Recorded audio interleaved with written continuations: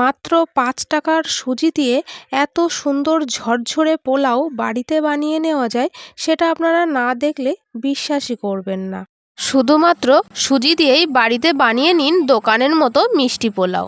নমস্কার বন্ধুরা, মাম্পিস কিচেনে সকলকে আরও একটা নতুন ভিডিওতে স্বাগত জানাই। শুধুমাত্র সুজি দিয়েই আমি এই রেসিপিটা আজকে বানিয়ে দেখাবো। চলুন তাহলে বন্ধুরা শুরু করা যাক রেসিপিটা। প্রথমে গ্যাসের ওপরে একটা কড়াই বসিয়ে দিয়েছি, তাতে আমি 1 বাটি সুজি দিয়ে দিলাম। শুকনো খোলায় সুজিটাকে একটু ভেজে নিতে হবে। আমি এখানে 10 টাকার প্যাকেটের হাফ প্যাকেট সুজি এখানে ব্যবহার করেছি, আর আমি সুজিটা বাটি মেপেই এখানে দিলাম, যাতে পরের উপকরণগুলো আমার অ্যাড করতে সুবিধে হয়। এখানে সুজিটা আবার বেশিক্ষণ ভেজে নেওয়া যাবে না। সুজির কাঁচা গন্ধটা চলে গেলেই সুজি ভাজা বন্ধ করে আমি এখানে দুধ দিয়ে দেব। যে বাটি মেপেই আমি সুজিটা এখানে দিয়েছিলাম, সেই বাটি মেপেই 2 বাটি দুধ এখানে আমি দিয়ে দিলাম। আর হ্যাঁ বন্ধুরা, যতক্ষণ সুজিটা ভাজতে হবে গ্যাসের ফ্লেমটা একেবারেই লোতে রাখতে হবে। সুজির মধ্যে দুধটা দেওয়ার পর মিডিয়াম ফ্লেমে এরকম করে নেড়ে চেড়ে একটা শক্ত ডো রেডি করে নিতে হবে। আর এই সময়ে কিন্তু বন্ধুরা দুধটা মেপে দেওয়া খুবই জরুরি, না হলে সুজিটা বেশি নরম হয়ে যেতে পারে। অনবরত নাড়তে নাড়তে সুজির একটা শক্ত ডো আমি রেডি করে ফেলেছি। এখন গ্যাসের ফ্লেম বন্ধ করে আমি একটা পাত্রে ডোটা নামিয়ে নিলাম একটু ঠান্ডা করে নেওয়ার জন্য। এভাবে একটু ছড়িয়ে দিলাম যাতে একটু তাড়াতাড়ি ঠান্ডা হয়ে যায়। এখন কড়াইটা পরিষ্কার করে আমি একটা চিনির শিরা তৈরি করে নেব। তার জন্য দিয়ে দিলাম ওই বাটি মেপেই 1 বাটি চিনি, আর সেই বাটিটা মেপেই আমি 1 বাটি জল দিয়ে দিলাম। এখন চিনির রসটা রেডি করে নেব। হাই ফ্লেমে আমি এখন চিনির রস তৈরি করছি, আর চিনিটা গলে গেলে আমি তার মধ্যে 2টো এলাচ ফাটিয়ে দিলাম। এখন এই শিরাটা খুব ঘন করার কোনো দরকার নেই। চিনিটা গলে গেলে 2 মিনিটের মতো মিডিয়াম ফ্লেমে জাল করে নিতে হবে, তাহলেই রেডি হয়ে যাবে চিনির শিরাটা। তারপর আমি যে ডোটা রেডি করেছিলাম, সেই ডোটা একটু ঠান্ডা হয়ে গেলে হাতে সওয়া গরম অবস্থাতেই এটা ভালো করে মেখে নিতে হবে। মেখে একদম মসৃণ একটা ডো তৈরি করতে হবে। 2 মিনিটের মতো মেখে আমি একটা মসৃণ ডো তৈরি করে নিয়েছি।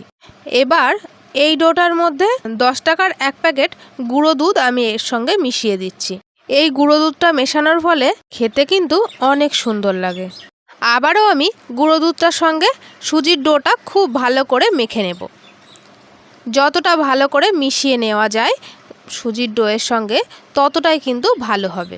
মাখতে মাখতে যখন মনে হবে দুধটার সঙ্গে সুজির ডোটা একেবারে মিশে গেছে, তখন সুন্দর একটা চটচটে ডো রেডি হয়ে যাবে। এই গুঁড়ো দুধটা মেশানোর ফলে সুজির ডোটা কিন্তু আগে থেকে অনেকটাই নরম হয়ে যাবে, আর একটু চটচটেও হয়ে যাবে।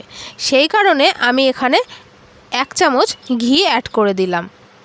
এই ঘিটা দেওয়ার জন্য ডোটা আর হাতে লেগে যাবে না, আর চটচটেও থাকবে না। ঘিটা মেশানোর পরে আবারও খুব ভালো করে এই ডোটা মেখে নিতে হবে। একদম সহজ উপায়ে একবার এই রেসিপিটা আপনারা বাড়িতে বানিয়ে দেখবেন, খেতে কিন্তু অসম্ভব ভালো হয়। এখন ডোটা আমার মেখে নেওয়া হয়ে গেছে, আর ডোটা আমি এখন 5 মিনিটের জন্য রেস্টে রেখে দেব। 5 মিনিট পর আমি চলে এসেছি, আর ডোটা একদম সফট হয়ে গেছে, আর কত সুন্দর হয়েছে। আমি আবারও একবার একটু মেখে নিচ্ছি। মেখে নেওয়ার পর এখন আমি এর থেকে ছোট ছোট করে লেচি কেটে নেব। তার আগে আমি গ্যাসের ওপরে একটা কড়াই বসিয়ে দিয়েছি। কড়াইতে বেশ কিছুটা পরিমাণে সাদা তেল দিয়ে দিচ্ছি, আর এরকম ছোট একটা গ্রেটার নিয়ে নিয়েছি, আর গ্রেটারের 2 সাইডে একটু তেল মাখিয়ে নিতে হবে। সুজির ডোটা থেকে ছোট ছোট করে লেচি কেটে নিয়ে একটু চেপে চেপে হাত দিয়ে এভাবে করলেই খুব ইজিলি এরকম লম্বা লম্বা হয়ে কিন্তু গরম তেলের মধ্যে পড়তে থাকবে। এই সময় গ্যাসের ফ্লেমটা একেবারেই লোতে রাখতে হবে।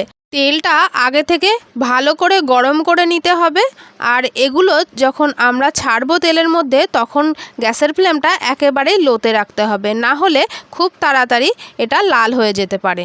এভাবে অল্প অল্প করে গরম তেলের মধ্যে দিতে হবে, আর একটু নাড়াচাড়া করে নিয়ে আমি একটা ছাঁকনির মধ্যে তুলে নিচ্ছি, যাতে খুব সুন্দরভাবে তেলটা ছেঁকে পড়ে যায়। এগুলো ভাজতে কিন্তু খুব বেশি সময় লাগে না, ওই ধরো 30 থেকে 40 সেকেন্ডের মতো একটু নেড়ে চেড়ে নিলেই তারপর তুলে নিতে হবে। এইভাবেই আমি পুরোটা ভেজে নিয়েছি।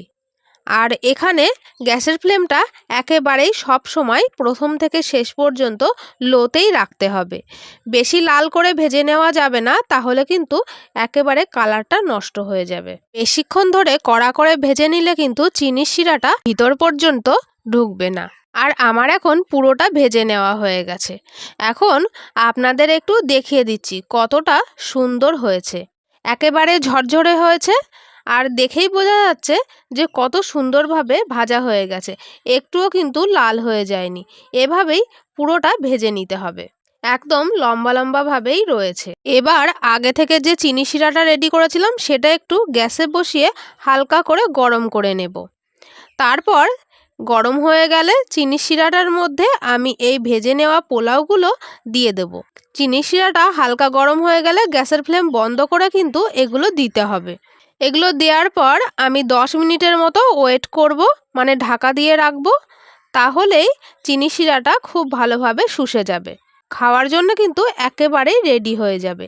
এদিকে পোলাওগুলো ভেজে নেওয়ার পর যে তেলটা অবশিষ্ট ছিল সেই তেলের মধ্যে একটু কাজু, কিশমিশ আর কিছু আলমন্ড বাদাম আমি হালকা করে লো ফ্লেমে ভেজে নিচ্ছি, হালকা লালচে করে। ভেজে নেওয়ার পর আমি তুলে নিচ্ছি। আপনারা চাইলে কিন্তু বন্ধুরা এখানে অন্য ড্রাই ফ্রুটসও আপনাদের পছন্দ মতো সেগুলো ব্যবহার করতে পারেন। আপনারা চাইলে ড্রাই ফ্রুটস ছাড়াও এটা কিন্তু বানাতে পারেন। ভেজে তুলে নেওয়ার পর যে চিনি শিরাটা বেঁচে গেছিলো সেই চিনি শিরাটার মধ্যে একটু ভিজিয়ে নিয়ে আমি তুলে নেব। এখন আমি একটু গার্নিশিংয়ের জন্য একটা প্লেটের ওপরে একটা কলার পাতা দিয়ে তার উপরে এই পোলাওগুলো সার্ভ করে দিলাম, আর উপর থেকে আমি যে ড্রাই ফ্রুটসগুলো ভেজে নিয়েছিলাম সেগুলো দিয়ে দিলাম সুন্দর করে সাজিয়ে। এত কম খরচে আর এত সহজেই যদি বাড়িতে এত সুন্দর মিষ্টি পোলাও বানিয়ে নেওয়া যায়, ছোট থেকে বড় সকলেরই এই পোলাও খুবই পছন্দের। এই রেসিপিটা কিন্তু বন্ধুরা সত্যি অসম্ভব ভালো হয়েছিল। আমিও এটা প্রথমবার বানিয়েছি। কেউ খেয়ে বুঝতেই পারবে না যে এটা সুজি দিয়ে তৈরি করা হয়েছে।